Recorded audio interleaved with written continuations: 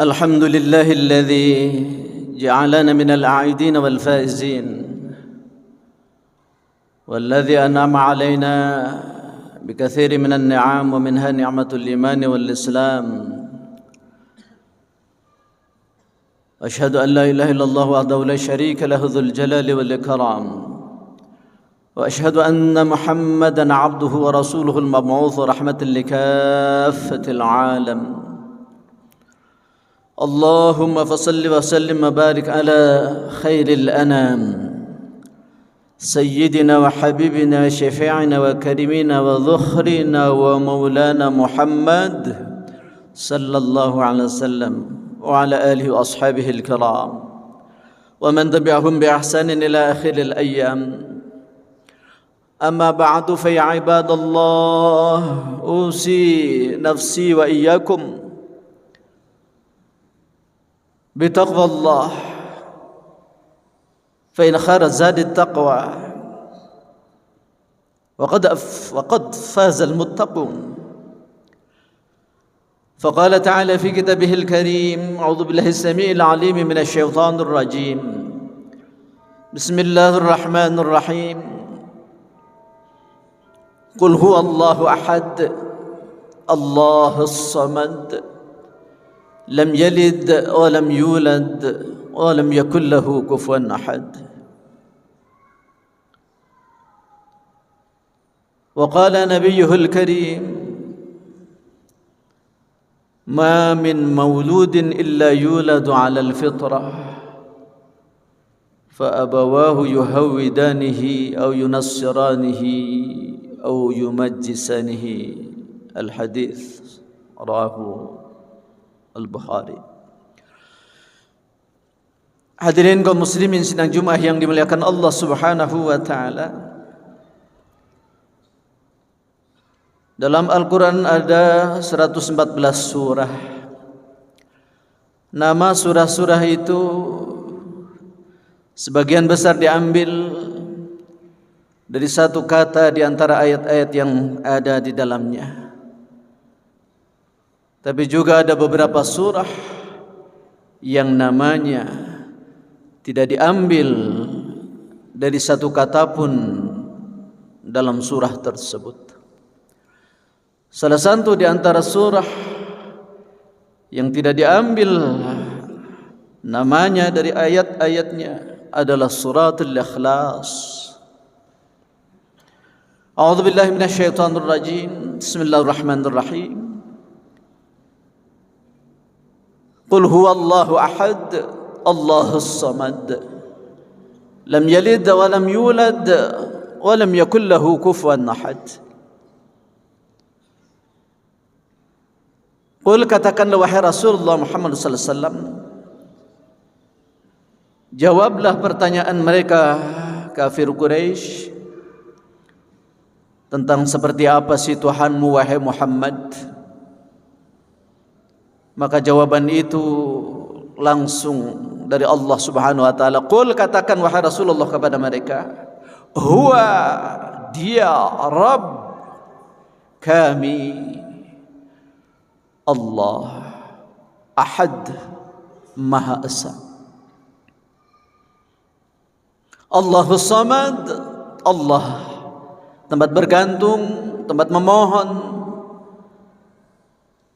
tempat meminta, tempat mengadu, tempat curhat, tempat mengharap. Hanya Dia Al-Ahad. Lam yalid wa lam yulad, zat yang tidak pernah membutuhkan makhluk, Maha Agung, Maha Besar, tidak pernah melahirkan, tidak pernah dilahirkan. Walam yakul lahu kufuwan ahad, tidak ada tandingan kebesarannya, tidak ada yang menandingi kekuasaannya, tidak ada yang menandingi kehebatannya. Dialah Allah. Dari ayat-ayat ini tidak ada satupun kata ikhlas. Tapi kenapa Allah Subhanahu wa taala menyebut surat ini dengan Al-Ikhlas? Padahal ikhlas adalah dari akhlasa, yukhlisu ikhlasan. Sulasi mazid bertambahan hamzah dengan makna ta'diyah, mentransitifkan kata kerja intransitif yang asalnya khalasa yakhlusu khulusan. Khalasa bening, jernih, bersih. khulusan, kebeningan, kejernihan. Lalu dimasukkan wazan af'ala, akhlasa. Ada sebuah proses menjernihkan, membersihkan. Apa hubungannya dengan keesaan Allah, kebesaran Allah, keagungan Allah, kemahakuasaan Allah? Mana yang tersirat di dalamnya adalah bahwa manusia akan menghasilkan pribadi yang ikhlas, pribadi yang mensucikan jiwanya, memurnikan jiwanya, ketulusan hatinya, kejernihan jiwanya. Itu hanya akan terbentuk ketika manusia menyerahkan totalitas kehidupannya kepada Allah Subhanahu wa ta'ala, mengikhlaskan segala karya-karyanya, segala usaha dan perjuangannya hanya untuk Allahu Ahad, hanya semata-mata untuk mencari ridha Allah Subhanahu wa ta'ala, untuk diserahkan kepada Allah Subhanahu wa ta'ala, dan hanya memohon kekuatan, memohon bantuan, memohon apapun hanya kepada Allah Subhanahu wa ta'ala. Maka artinya keikhlasan akan muncul ketika kita mentauhidkan Allah Subhanahu wa ta'ala. Tidak mungkin manusia bisa memiliki ketulusan hati, kejernihan jiwa tanpa dia bergabung dengan Allah yang maha hebat, dengan Allah yang maha kuat, dengan Allah yang maha bersih, dengan Allah yang maha menjadi tempat tumpuan segalanya. Maka manusia yang ikhlas tidak lagi memandang siapapun, tidak melihat kanan dan kiri dalam perjuangannya. Dia murnikan semuanya untuk mencari ridha Allah Subhanahu wa ta'ala. Apapun yang dia kerjakan, apapun yang dia perjuangkan, apapun yang dia korbankan, dia yakin semuanya semata-mata untuk mencari ridha Allah Subhanahu wa ta'ala. Tanpa peduli siapapun dalam lingkungannya, tanpa peduli pengaruh apapun, setiap dia melakukan apapun, Allah yang dia dahulukan. Allah awwalu qabla kulli syai'. Allah lah yang pertama, Allah terus dan Allah lagi, dan Allah saja. Itulah keikhlasan yang akan muncul. Oleh sebab itu Allah Subhanahu wa ta'ala menyerukan kepada kita semua, kalau kita ingin memiliki jiwa yang kokoh, yang kuat, menghadapi segala tantangan, segala ujian dan cobaan, jangan pernah lepas diri dengan kebesaran Allah. Itulah hakikat kefitrahan kita. Ketulusan kesucian hati kita hanya bisa terwujud ketika kita bersama Allah Subhanahu wa ta'ala. Pantaslah pada surat Ar-Rum ayat 30 Allah terus mengingatkan kepada kita untuk Idul Fitri kembali kepada fitrah. Bukan hanya melalui siam Ramadan. Kembali kepada fitrah adalah perjuangan hari-hari kita. Istiqomah dalam fitrah adalah suatu kebiasaan, aktivitas yang tidak boleh kita lepas. Itulah sebabnya Allah terus menyerukan kepada kita, fa aqim wajhaka lid-dini hanifa fitratallah allati fatara an-nasa 'alayha la tabdila li khalqillah wa dhalika ad-dinul qayyim walakinna aktsara an-nasi la ya'lamun. Fa aqim, tegakkan dengan penuh, wajhaka, hadapkan dirimu dengan wajah.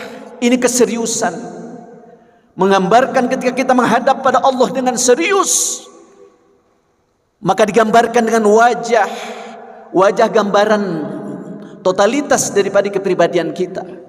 Wajah menggambarkan kesungguhan kita menghadap sesuatu. Fa'akim wajhaka, hadapkan dirimu lidini, kepada din, kepada sistem hidup, kepada way of life yang telah Allah buat. Fitrat Allah, Din yang dimaksud adalah din ciptaan Allah Subhanahu wa taala. Kenapa kita tidak pakai aturan-aturan lain? Kenapa kita tidak menghadapkan kepada din-din lain?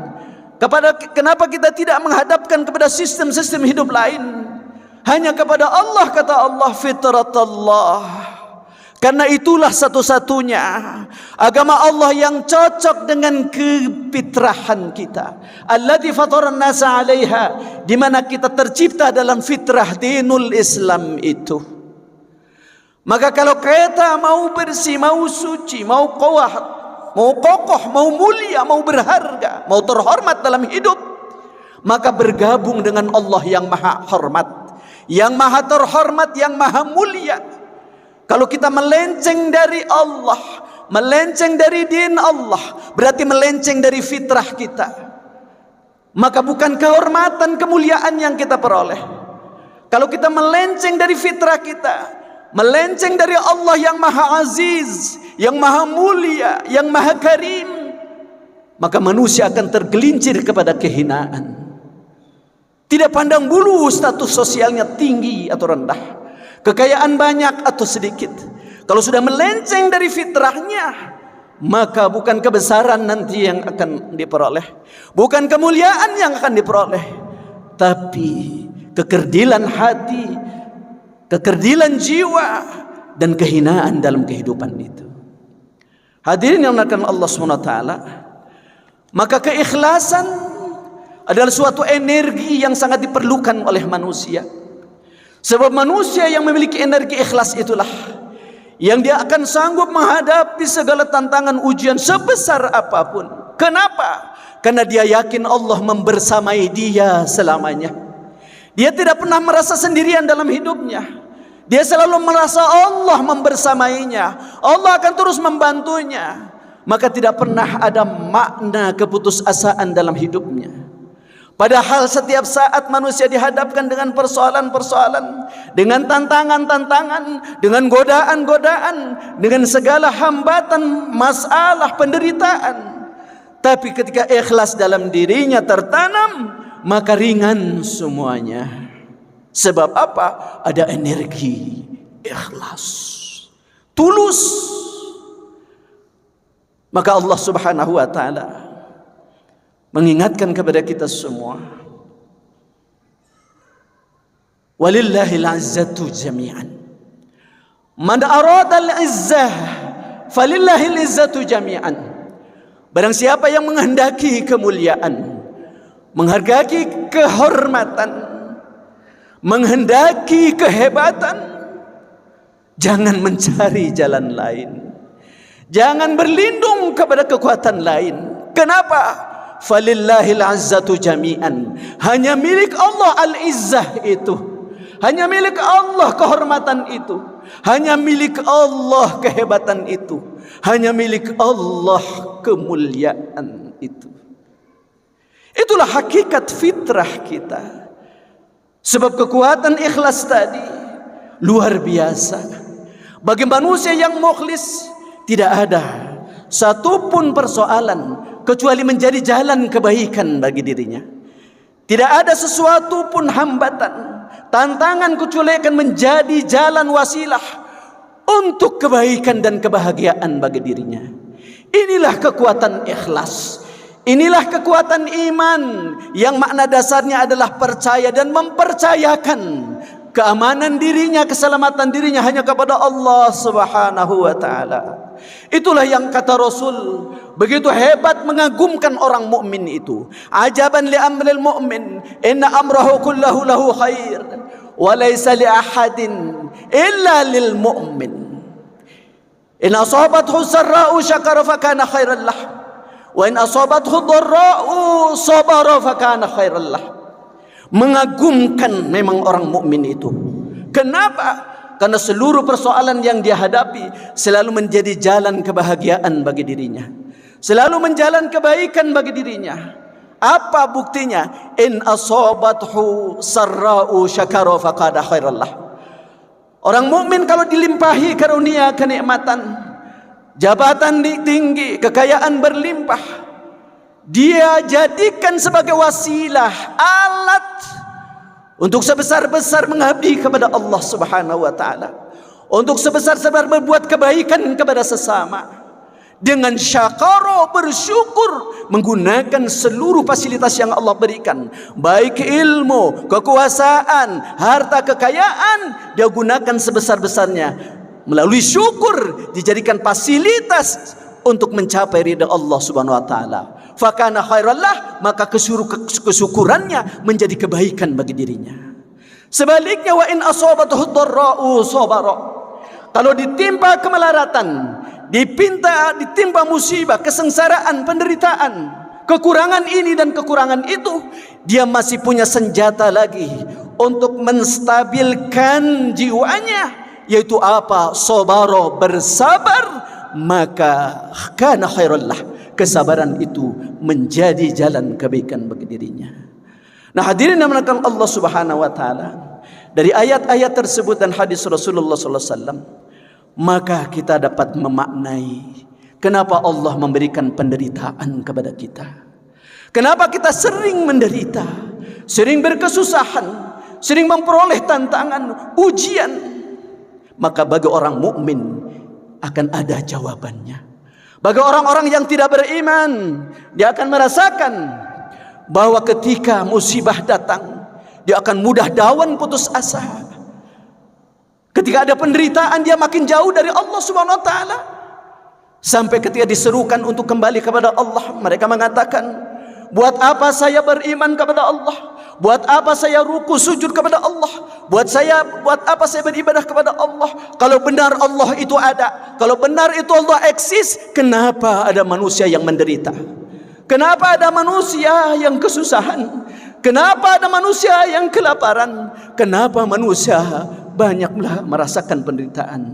Maka jawabannya adalah bahwa penderitaan bagi kita umat muslim bukanlah tujuan yang Allah berikan untuk kita supaya susah, tapi ini adalah stimulus dari Allah Subhanahu wa taala. Sebab tanpa penderitaan, tanpa masalah, tanpa tantangan, kita tidak akan bergerak, tidak akan berkarya, tidak akan berjuang, dan tidak akan merasakan lezatnya makan kalau tidak diawali oleh lapar. Tidak dirasakan nikmatnya banyak harta kalau tidak pernah merasakan kemiskinan. Tidak pernah merasakan kita bahagia memperoleh kesehatan kalau tidak pernah diberikan sakit. Maka agar kita merasakan betapa berharganya nilai nikmat dari Allah Subhanahu wa taala, maka sesekali Allah memberikan penderitaan. Untuk apa? Sebagai stimulus agar kita terus bergerak. Maka itulah yang Allah kehendaki. Allah menginginkan faqul i'malu fasayarallahu a'malakum. Tugasmu hanya berkarya, tugasmu hanya bekerja. Allah akan melihat karyamu, bukan Allah melihat hasilnya. Oleh sebab itu, maka kita kewajiban untuk terus berkarya.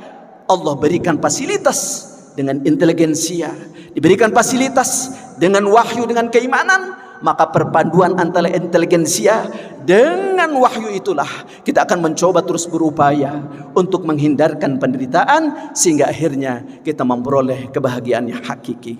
Nanti kelak memang orang mukmin sekarang menderita, harus susah payah, harus beribadah, menjalankan perintah itu, dilarang ini dan dilarang itu. Untuk apa? Supaya kelak di yaumil akhir tidak lagi ada penderitaan. Kebahagiaan hakiki hanya nanti di yaumil akhir. Kebahagiaan yang hakiki hanya ada di surga. Dunia tempat susah dan senang. Fa inna ma'al usri yusran, inna ma'al usri yusra. Itu hukum yang Allah berikan. Ada susah, ada senang, ada susah, ada senang. Maka ketika susah jangan putus asa, sebab susah di dunia hanya sementara, sebab akan diakhiri dengan kebahagiaan. Ketika kita bahagia, jangan terus melambung tinggi lupa daratan, sebab pada akhirnya akan diakhiri dengan penderitaan. Susah senang hanya ada di dunia, tapi bahagia akhirat kelak nanti hanya di surga. Sama dengan penderitaan abadi hanya ada di neraka. Mudah-mudahan dengan kembali kepada fitrah, kita sucikan diri kita, jiwa kita, kita tuluskan ikhlas dalam berkarya, berjuang, beramal semata-mata untuk mencari ridha Allah, dengan cara kita terus takwa kepadanya, menjalankan apa yang Allah perintahkan dan meninggalkan apa yang dilarangnya. Barakallahu li wa lakum bil ayati wa dzikril hakim wa taqabbal minni wa minkum tilawatahu innahu huwas samiul alim.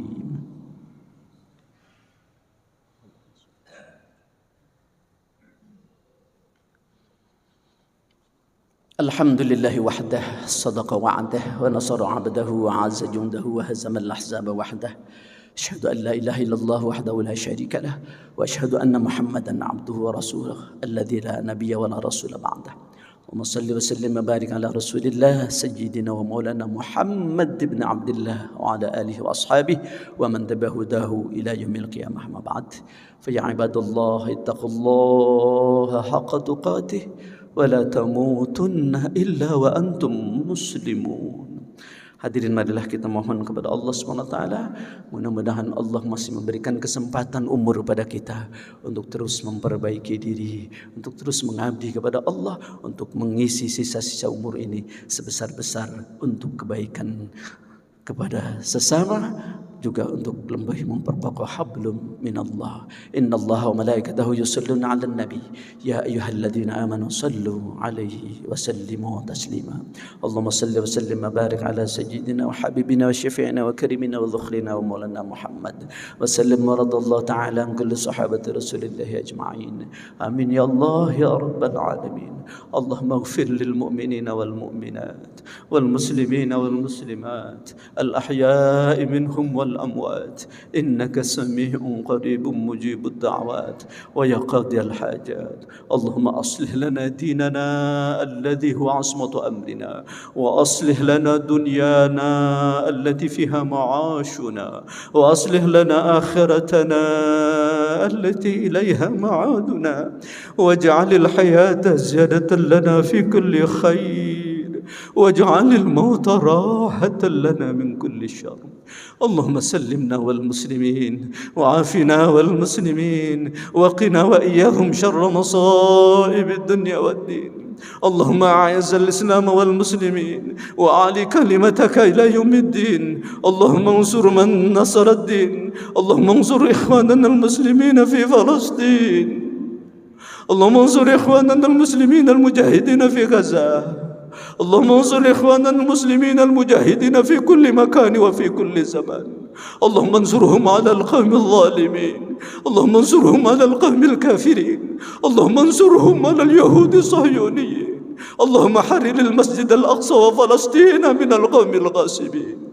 اللهم اجعل بلدتنا إندونيسيا هذه بلدة آمنة، بلدة طيبة، بلدة فيها حكومة عادلة، بلدة فيها دولة حرية، بلدة فيها رفاهية، وارزق أهلها من الثمرات والطيبات لعلهم يشكرون.